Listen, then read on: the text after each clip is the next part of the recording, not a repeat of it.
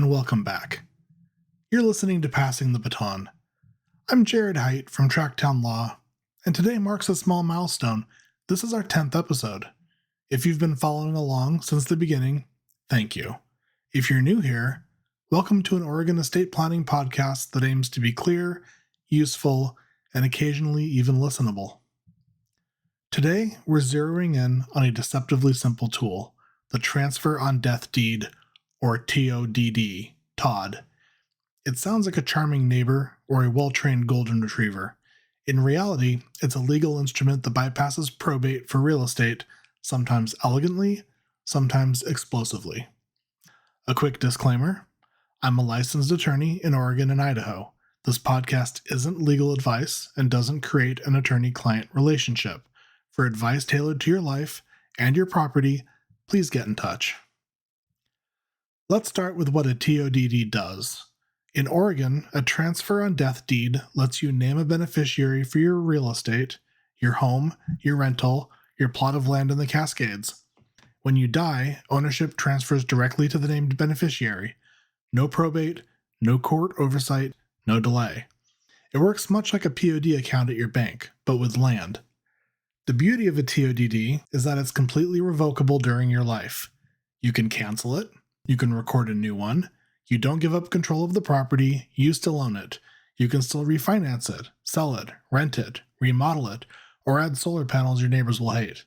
To be valid, the TODD must be signed and notarized while you're alive, be recorded in the county where the property is located, and clearly name a beneficiary, or multiple if you want them to co-own.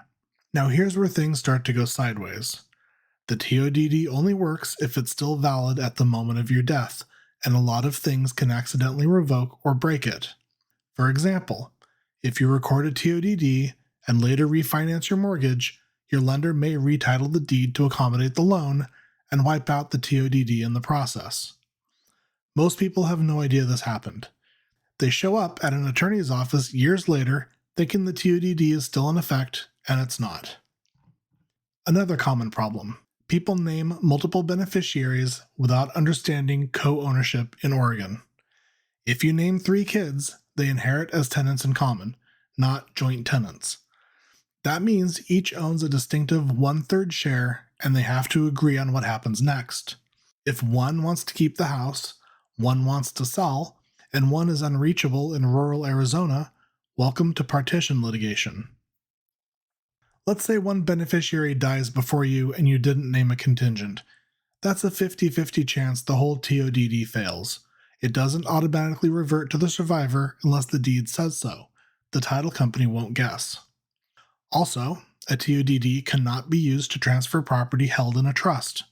If your home is already titled in the name of your revocable living trust, a TODD doesn't apply. You don't need it, and if you try to stack both, you may confuse your title insurer, your heirs, and the court. So when should you use a TODD? They're great for uncomplicated estates with a single property, people without a trust who want to avoid probate, and passing a home to 1 or 2 children who get along and live nearby. But they're not ideal when you have a blended family, you want to impose conditions like age-based inheritance, you're worried about beneficiaries fighting, the property is mortgaged, jointly owned, or in an LLC, or your beneficiaries are minors. Here's the best part.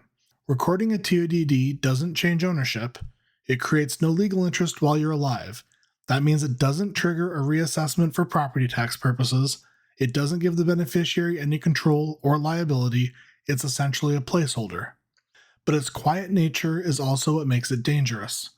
No one knows it exists unless you tell them, and no one can fix it if it fails. And if you rely on it, and it quietly breaks, say due to a refinance, a divorce, or a mistaken recording, you may accidentally send your house into full probate anyway. So here's my advice. If you want to use a TODD, treat it like a surgical tool, not a shortcut. Coordinate it with the rest of your estate plan, record it with care. Revisit it every time your property changes, your family changes, or your goals change.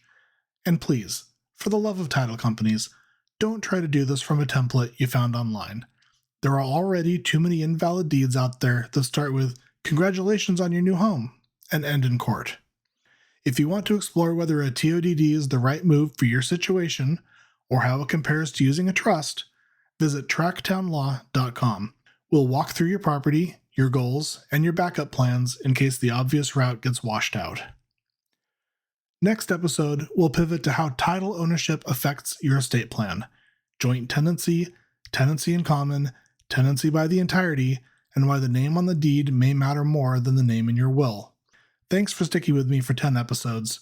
Here's to the next 90.